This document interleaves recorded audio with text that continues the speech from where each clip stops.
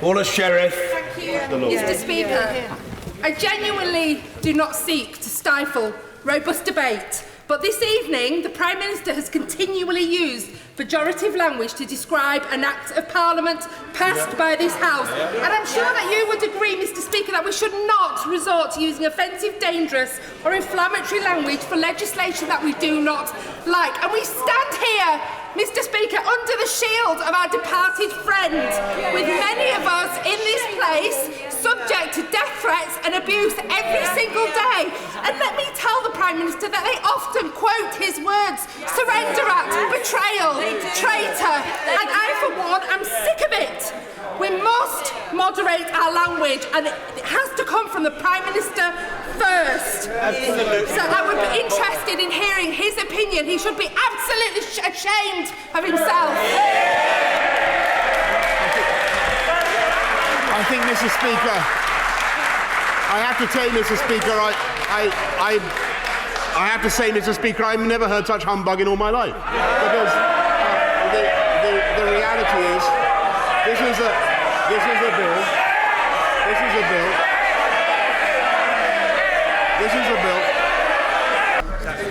Tracy Brabin. Thank you so much, Mr. Speaker.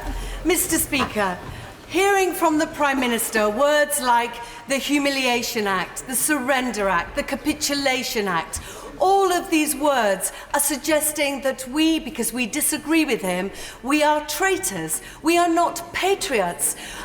Nothing could be further from the truth.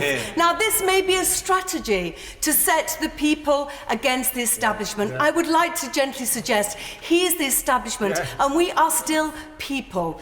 As the woman who has taken over a seat that was left by our dear friend Jo Cox, can I ask him, in all honesty, as a human being, please, will he, going forward, moderate his language so that we will all feel secure when we're going about our jobs? Can I say that the sure is far away? Well, no, Mr. Speaker, I think of course there will be an attempt to try to obfuscate the effect of this act, but it does, the Capitulation Act or the Surrender Act or whatever you want to call it, it does, I'm sorry, but it greatly enfeebles its government's ability to negotiate. But what I will say is that the best way to honour the memory of Jo Cox, and indeed the best way to bring this country together, would be, I think, to get Brexit done.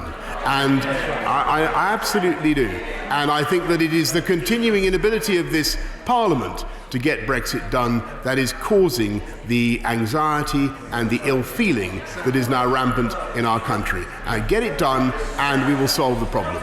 Jo Swinson. Thank you, Mr. Speaker. The Prime Minister is not serious. He needs to understand that actions have consequences. Even my 5-year-old knows that if you do something wrong, you have to say sorry.